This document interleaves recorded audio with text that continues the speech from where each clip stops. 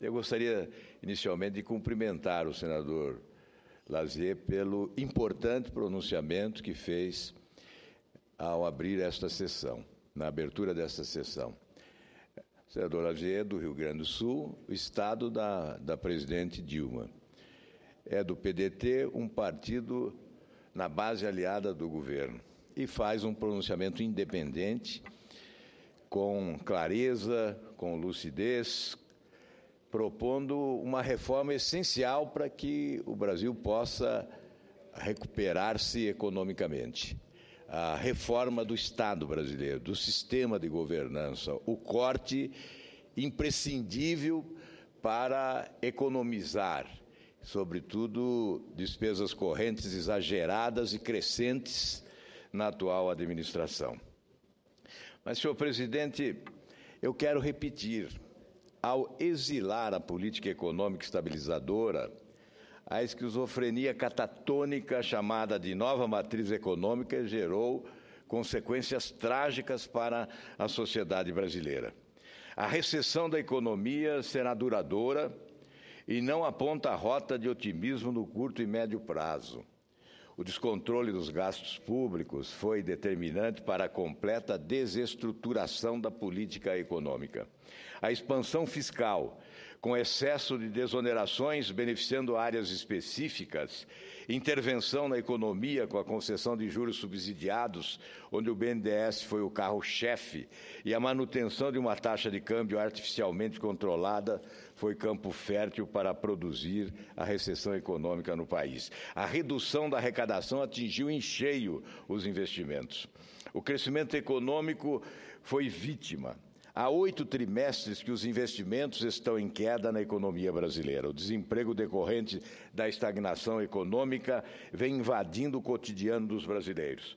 Agravado com o realinhamento dos preços administrados de combustíveis e conta de luz, por exemplo, repassados à sociedade, afetando a realidade da ascensão social ocorrida nos últimos anos.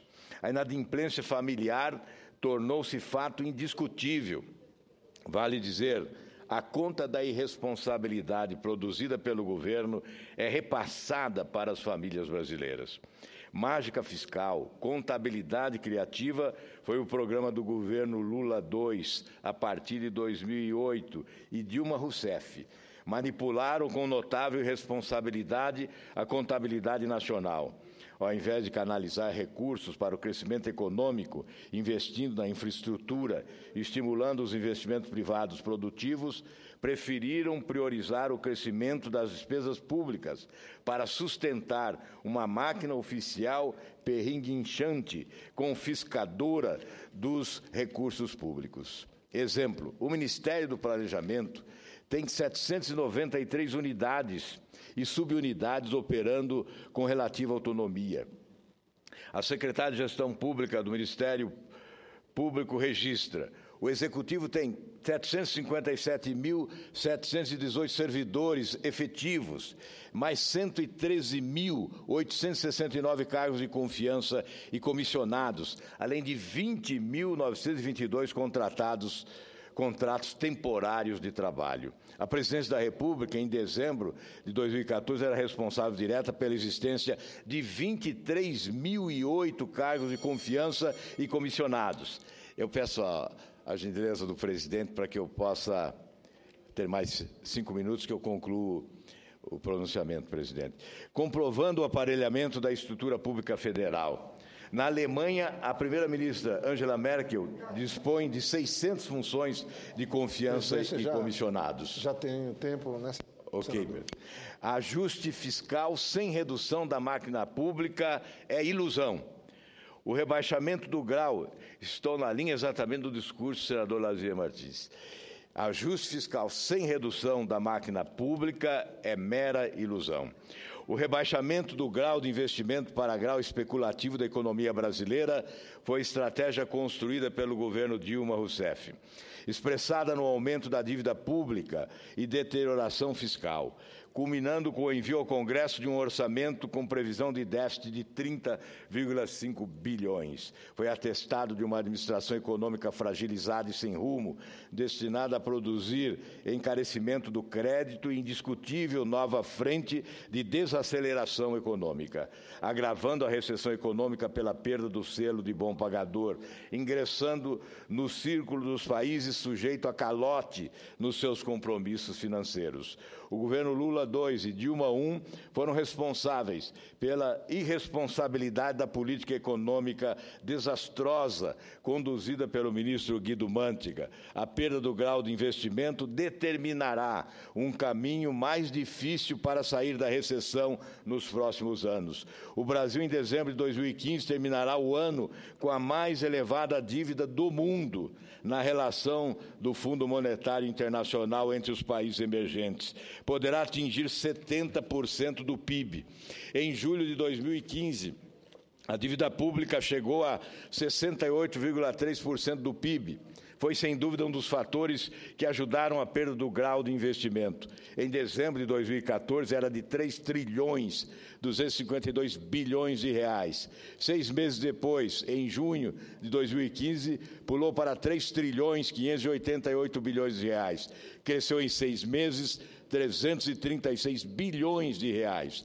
Com a taxa Selic em 14,25, poderá ultrapassar os 4 trilhões de reais, exatamente 68% do PIB até o final do ano. Agora, em agosto, já atinge 3 trilhões 684 bilhões de reais. No governo Dilma, a desestruturação da política econômica foi catastrófica.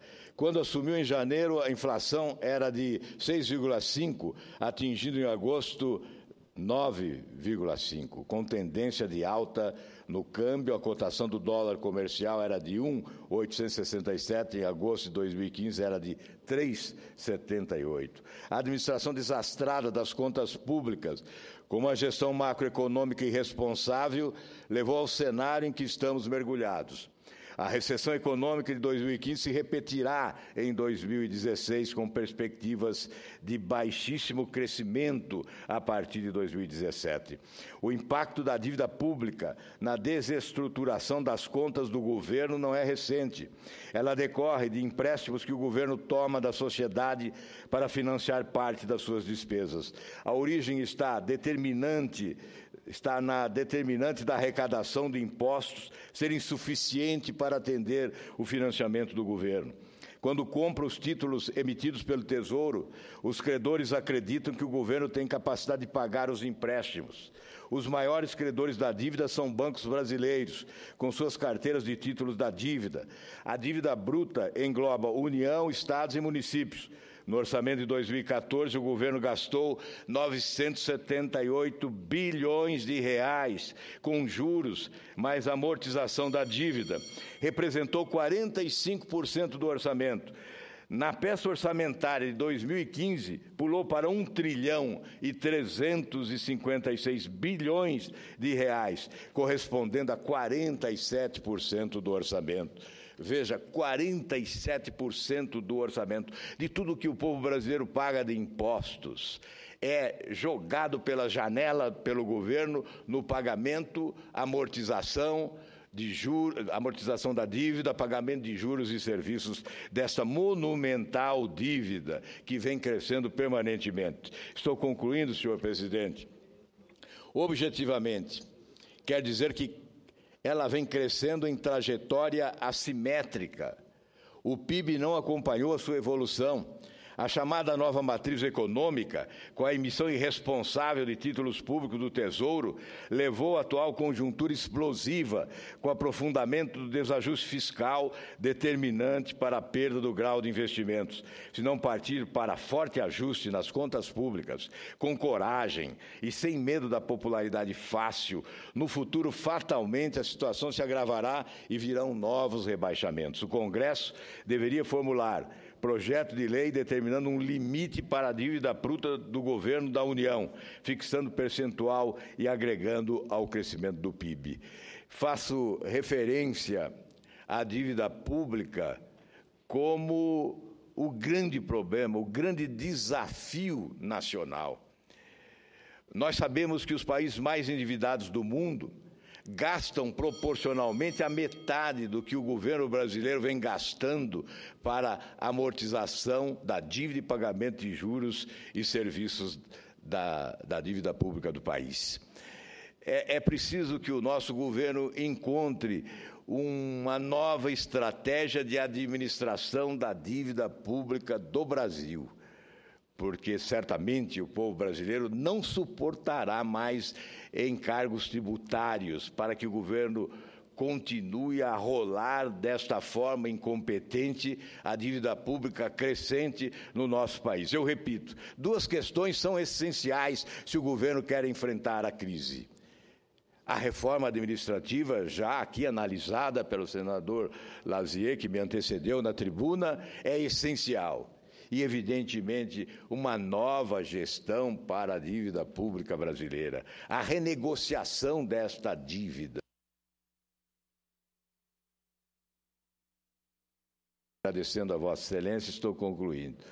Uma nova gestão para a dívida pública brasileira, de forma a não sacrificar em demasia o povo desse país, porque será impossível obtermos índices de crescimento compatíveis com a grandeza do Brasil se nós continuarmos pagando a dívida desta forma, consumindo, como consumimos neste ano de 2015, 47% do orçamento, quase a metade de tudo que o Brasil produziu no ano de 2015 para pagar essa monumental dívida pública que não para de crescer. Muito obrigado, senhor presidente.